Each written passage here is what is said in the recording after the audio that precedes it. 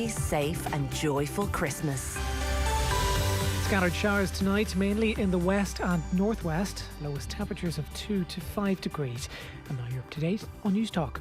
Wednesday Night Rugby on Off the Ball. With Vodafone, official sponsors of the Irish rugby team.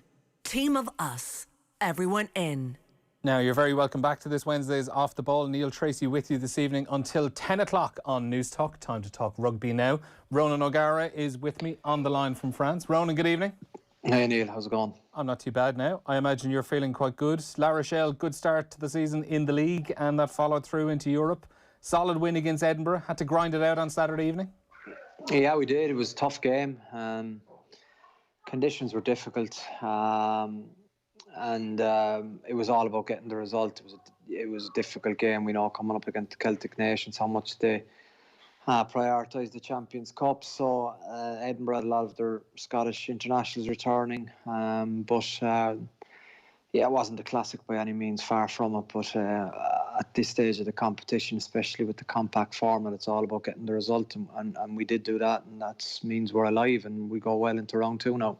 Yeah, you've Bath this weekend, and I was kind of curious as well, but the home advantage is something that was spoken about over the weekend. You were one of the 7 of 12 away victories across the weekend, 7 of those 8 on Saturday as well. Is that a trend you've spotted over the last few months in France as well? Like, we know how notoriously difficult it is, particularly in the top 14, how big the home advantage is. Have you noticed that trend kind of differing ever so slightly with either small crowds or next to no crowds? Yeah, I had a good chat about this topic with Mike Prendergast today. And it's probably a disadvantage playing at home, because you're kind of used to, I suppose, people have imagery and visualization and powerful moments of playing in front of their public before the live game that happens in their head for that 80 minutes. So it is very, very strange. But obviously, if you're going to an away ground, everything is a little bit new for you and you're not familiar with it. So it's probably easier to get your mindset right, or your, I suppose, potentially nothing to lose approach to those games. So this weekend, it's Bath, and there's obviously no supporters, and you just wonder how long this can last for, because you felt it in the Po away game. It's just such a hollow feeling for players in terms of just the different, I suppose, levels of adrenaline. It feels like advanced training session, but obviously the stakes are so much higher than that.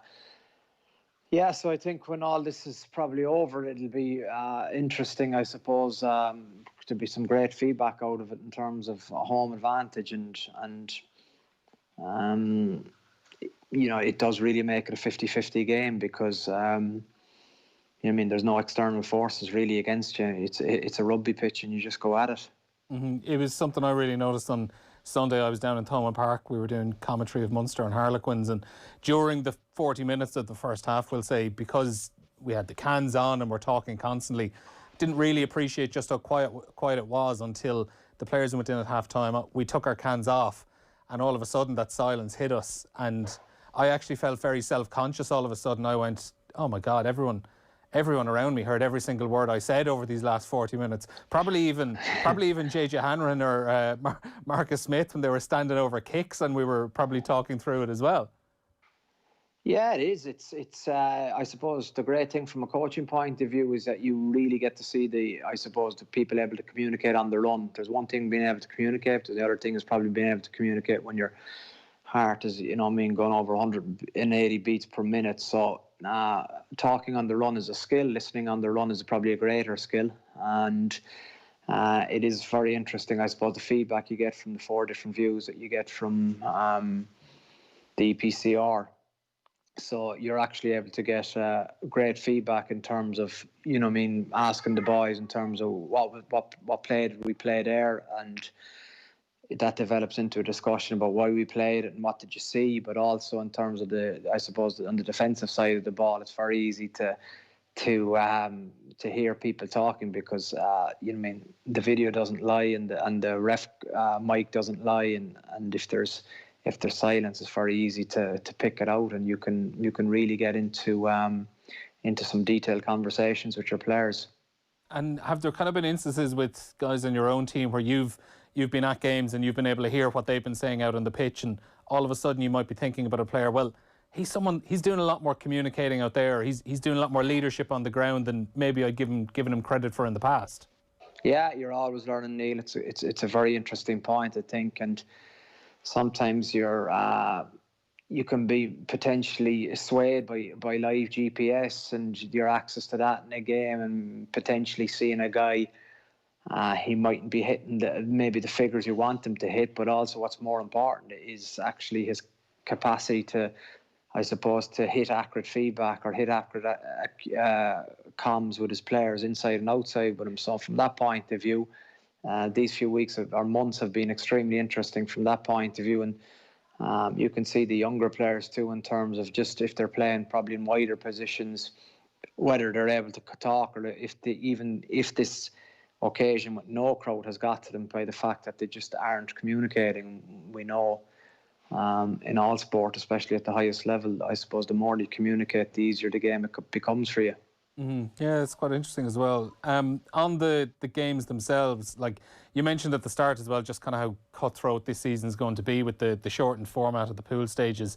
From that point of view, it's kind of disappointing to see like Chris Boyd, the Northampton head coach, talking about how they'll give some youngsters a run this weekend against Leinster because they were beaten at the weekend, and beaten narrowly as well. Like, it was such a small defeat, and to all of a sudden be borderline chucking in the towel away to Leinster this weekend after just one game. Like, with less games, bonus points are absolutely huge all of a sudden, and points difference is going to be huge.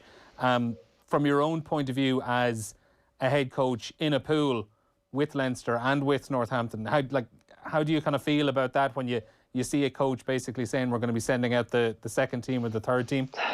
Yeah, I think it's such we could talk about this for hours because there's so many different, I suppose, avenues you can explore it on. For me, I think when you're in Wales or Scotland or Ireland and you play in the Pro 14, there isn't relegation.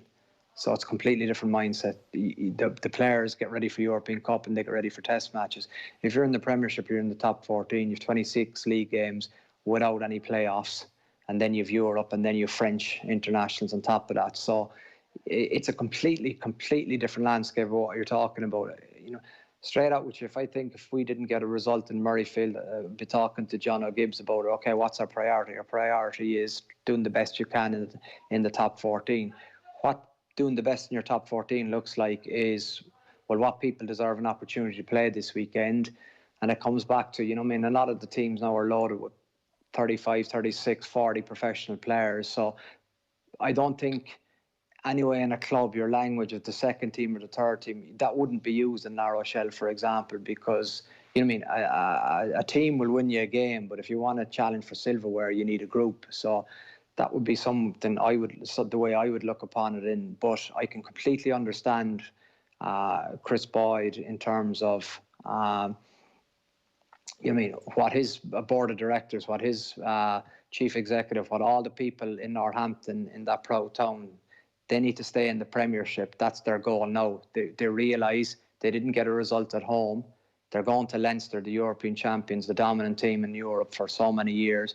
They'll give guys an opportunity. I don't think I think it's very easy to probably give an opinion on something where you're competing in a league, which the definition of a league, I would suppose, if there's a relegation and there's champions. Yes, there's champions in the Pro 14, but there's no relegation.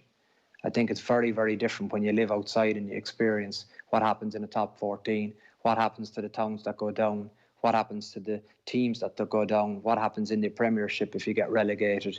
It kills the cities, it kills the clubs. It's a complete different pressure, it's a complete different landscape. So from that point of view, I think there is so much to discuss. Mm-hmm. Unfortunately, we have a situation then in crossing the other pool where we've 2 games cancelled: Toulouse, Exeter, and Glasgow against Lyon because of a COVID outbreak with Exeter. We still don't know how the points are going to be divvied out on this. Was there communication with the clubs before the competition started this season about what could potentially happen if something if games were to be called off? To the best of my knowledge, and I hope I'm accurate on this, but I think it's 5 points for the team without COVID, and 0 points for the team with COVID. So bonus point wins for Toulouse and Lyon. Yes, which, you know, we say you can control the controllables. The reality is there is a certain amount of responsibility and diligence involved in having protocols implemented for COVID, but the reality is that can hit any rugby club at any stage. So what happens in round 2 may happen to our club in round 4, may happen to any other club in Europe. I don't think you can control that. What the rules of the competition were, and because it was read out in a staff meeting, this is it's 5 points for the team that forfeit, or 0 points for the team that forfeit the game, and 5 points for the team that are on the receiving end. So it's bonus time for Toulouse and Lyon, isn't it? Yeah, and I suppose with the Glasgow-Lyon game, that's even tougher on Glasgow when you consider that they haven't necessarily had a single positive case. They've had this game cancelled just for close contact things because of, you know, Scottish government guidelines. Yes. Yeah. Yeah, it's just such a bizarre, I suppose, season, and ever since March. But I suppose the plus side of it is that rugby's gone ahead. The flip side is this, that everything shuts down, and we don't want that to happen again. It was a very, very bleak period. We need to keep this going as best we can. I suppose that is true. Big implications then as well on Claremont against Munster this Saturday. We'll have commentary of that game as well, by the way, for those listening, on Saturday evening, 5:30 kickoff. Myself and Johnny Murphy will be on commentary for that game. We mentioned the home advantage or lack thereof. You had a good win against Claremont much further back into the start of the campaign, back in August. Can you kind of give us I suppose for those that would only have maybe seen them at the weekend against Bristol, when granted they put 51 points on them, but how have they been going this season? What kind of game are they playing? Yeah, it's a good question. I think the season started with a big game at home in the rearranged quarter-final. So Claremont Racing, and Racing comfortably won in Claremont, which was probably a surprise to me. I expected it to be a really close game, but when I got to kind of analyse the game again, Racing were comfortable victors, and I thought, I think Claremont are in a bit of a transition period, and I genuinely felt that. But then they've really hit their strides in the top 14. I think they've won an awful lot of games, and they've played extremely well. And then I think maybe after 6 wins in a row, or close to that, maybe they lost at home to Montpellier, which I suppose very few people saw. And then the following week they go away to Bristol and they put 50 points on a team that was probably expected to be a 50-50 game. So they have some obviously really, really good players. They have a lot of competition for places, I suppose, emphasised by the fact that you have Para or Bezi at 9. Lopez is going well at 10, and Matashima from the Japanese national team has, obviously we saw him score a hat-trick at the weekend, and they have a lot of I suppose really good French Fijian players as well that shine for them, and Fritz Lee has hit form. So they are a good side, but for all of us in Munster know Claremont inside out over the last 20 years of the European Cup. The massive advantage Claremont had was their 16th man and their Yellow Army, and it was a great stadium to play in. But that's gone this weekend, and it'll feel hollow, it'll feel empty. Sorry, low battery. My apologies. Like the coach, bedtime. So it's. I see that as a 50-50 game, Neil. I was impressed with Munster against Harlequins. I thought a probably slow start and struggled to probably impose themselves, but after 20 minutes, after the disallowed try from Harlequins, you felt that there was ever going to be one winner. And watching Munster over the last, I suppose, number of campaigns in Europe, I didn't get that feeling, even if it was in Thomond Park. With a big crowd behind them, but at the weekend, I thought that they looked probably a lot more confident in what they were doing. It was good to see. Yeah, we'll get to Munster, I suppose, in general in a few minutes, but they'll be without Ben Healy this week. He's ruled out for, I think, 2 to 4 weeks with the shoulder injury he picked up after those challenges from Alex Donbrandt and Joe Marler. On Healy, that Glasgow link is growing stronger and stronger by the weeks after Danny Cipriani set off that chain reaction yesterday when he announced he was leaving Gloucester. Adam Hastings is going to Glasgow. And then all of a sudden, the talk of Glasgow being interested in Ben Healy went from what maybe some people thought was an agent doing a bit of kite flying and generating a bit of interest to all of a sudden it's kind of, there's an out half-shaped hole at Scotstoun and they are going all in for Ben Healy, and it's a tricky situation when the IRFU and Munster can't do any negotiations with him until the start of January because they've put their contract negotiations on hold. I suppose he's in a great bargaining position is probably one way of putting it. Yeah, yes and no. I think it's a very simple question for me. Does he want to play for Scotland or does he want to play for Ireland? So I think it obviously becomes very, very attractive for Scottish rugby and for Glasgow rugby in the fact that this really exciting young prospect can play for their national team. So it's a double win on their behalf if they get him to play for Scotland, and if they get him to play for Glasgow first, and if he's good enough to play for Glasgow, he'll be in the Scottish squad. So I suppose, you know, as a boy, we all dream of playing for a country. I don't know Ben, and I know he went to school in Glenstall, obviously, but you know what I mean, if you have a lot of, I suppose, powerful connections in your family, and if one of them is Scottish, maybe that's a dream of his to play in a blue jersey or to play in a green jersey. But I think that will decide his decision, because from what you've seen so far, it looks like that he will be wearing a test jersey. I suppose it's up to him to decide which one. On him as a player, I suppose his rise over the last 12 months has been fairly remarkable. Like, I remember there was the game against Racing last season when people were talking about how Munster had an injury crisis at out half and this Ben Healy kid might have to be called up and brought in. That was 11 months ago now. He's played 10 games of senior rugby, and he's a player we've been talking about pretty much consistently for about a month or 2 months now on this show even. His rise has been fairly dramatic over the last year. You have, and it hasn't been like, you know, I think Jordan Larmour probably had a similar impact when he hit the scene. Yes, potentially you could say that was a test level, and it was, but I think sometimes we're desensitised when we're in a rugby bubble and we don't give enough credit, and Ben Healy deserves an awful lot of credit because every opportunity he's gotten, is it 9 or 6 months or is it 12 months he's shone for? I would probably say, you know, 6 or 9, but I think the most pleasing point from an out half's point of view was I was astounded obviously at his goal kicking in terms of just how easy he made that skill, and not being affected by any nerves at that age is a tremendous quality to have. But I think what you saw in the Harlequins' little, I suppose, cameo was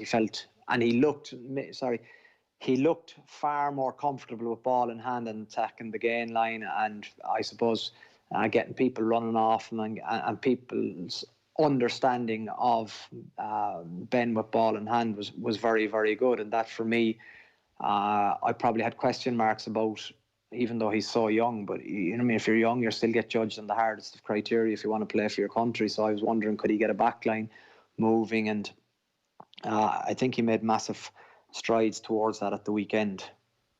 Yeah, and there was a bullishness about him, and there seems to be a bullishness about kind of quite a few of these young guys coming through at Munster at the moment. Craig Casey obviously has been playing a good bit as well. Gavin Coombs got his try. He's been outstanding for a few months now. There's a crop coming through there that's really starting to excite a lot of people.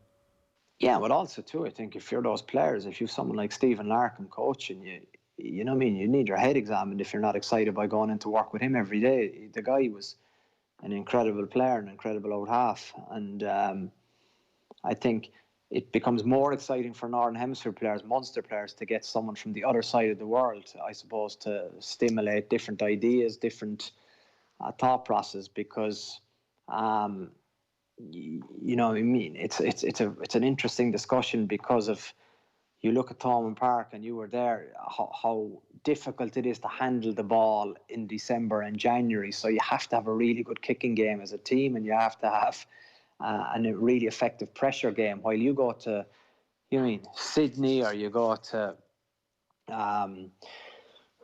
Canberra, they're used to dry balls and wet and really good pitches for all year round, essentially. So they play a different style of rugby, but I think now people are beginning to appreciate, well, we have to play a different way in December and in January that you want to play in May if you want to win a European Cup. So that's the beauty of playing in Europe. You get challenged in all seasons and all types of conditions.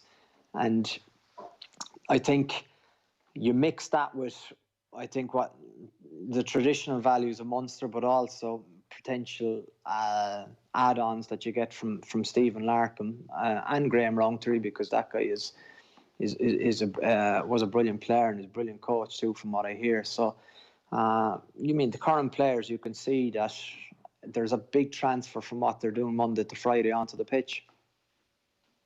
How good of a chance do you give them this weekend? I make it a 50-50 game, Neil. I think where they'll, they won't be intimidated.